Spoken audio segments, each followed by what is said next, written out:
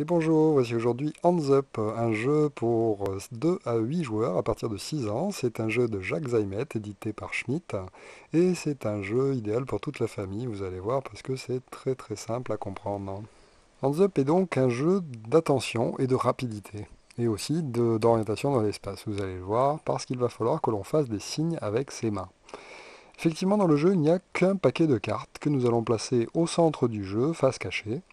Et sur chacune de ces cartes sont dessinés des signes que l'on peut faire avec ses mains et que tous les joueurs devront imiter autour de la table en même temps, en essayant d'être le plus rapide à faire les signes qui sont représentés. Effectivement, chaque carte est divisée en quatre, mais c'est le même signe qui est dessiné partout, donc tout le monde autour de la table devra faire le signe correspondant le plus rapidement possible. Donc là, par exemple, c'est avec cette main-là et non pas celle-ci. Donc il ne faut pas se tromper. D'accord? On regarde par rapport à soi. Alors, après avoir placé le paquet de cartes au centre du jeu, eh bien un joueur est désigné comme arbitre et c'est lui qui va retourner les cartes et qui va vérifier que les joueurs ne se trompent pas en faisant le signe. Donc vite il retourne, tout le monde autour de la table fait le signe correspondant. Celui qui a fait le signe en dernier, ou bien qui s'est trompé et qui a mis du temps avant de réussir à faire le signe, eh bien le dernier joueur, l'arbitre va lui donner cette carte et va la placer devant lui.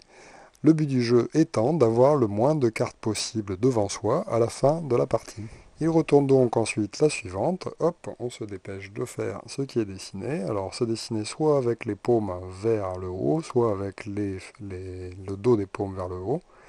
Donc là, par exemple, c'était ça qu'il fallait faire le premier. Donc imaginons que ce joueur-là est perdu, il prend la carte, on en retourne une nouvelle. Et là, ça va devenir un petit peu plus compliqué parce que dans le jeu, il y a aussi des signes présentant les deux mains. Donc quand il y a les deux mains, il faut vite poser sur la table les deux mains de la même façon qu'elles sont représentées sur la carte. On passe donc à la suivante. Hop. Ah. Des fois, les mains sont dessinées croisées. Donc là, elles sont dessinées croisées et il faut bien faire attention à quelle main doit passer sous l'autre. Donc là, sur le dessin, on voit bien que ce poignet-là doit passer sous l'autre poignet. Donc c'était bien ça ce qu'il fallait faire avec ses mains. Voilà, donc il ne faut pas se tromper. Et on passe à la suivante. Voilà, c'était ça qu'il fallait faire, etc. Allez, une petite oreille pour vous. Vous essayez de la faire. Hop, ça y est, vous avez réussi. Alors qui c'est qui a perdu? C'est lui qui ramasse la carte. Ça vous a paru trop simple? Alors, celle-ci. Hé hé. Et oui, de temps en temps, je ne sais pas si vous avez réussi à la faire, normalement vous ne pouvez pas la faire. Effectivement, il y a certaines cartes qui vont être impossibles à réaliser.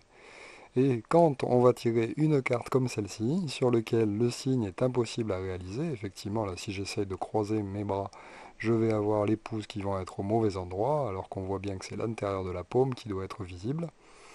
Donc quand c'est impossible, il va donc falloir faire un signe spécial. Si sur la carte, les bras sont dessinés croisés, ce geste-là.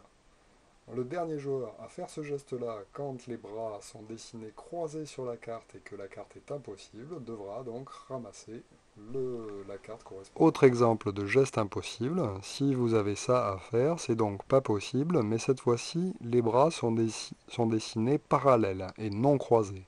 Dans ce cas-là, il faudra faire autour de la table ce geste-là. Et le premier joueur qui arrivera à faire ce geste-là aura gagné, et donc celui qui fera ce geste-là en dernier, eh bien, sera obligé de ramasser la carte.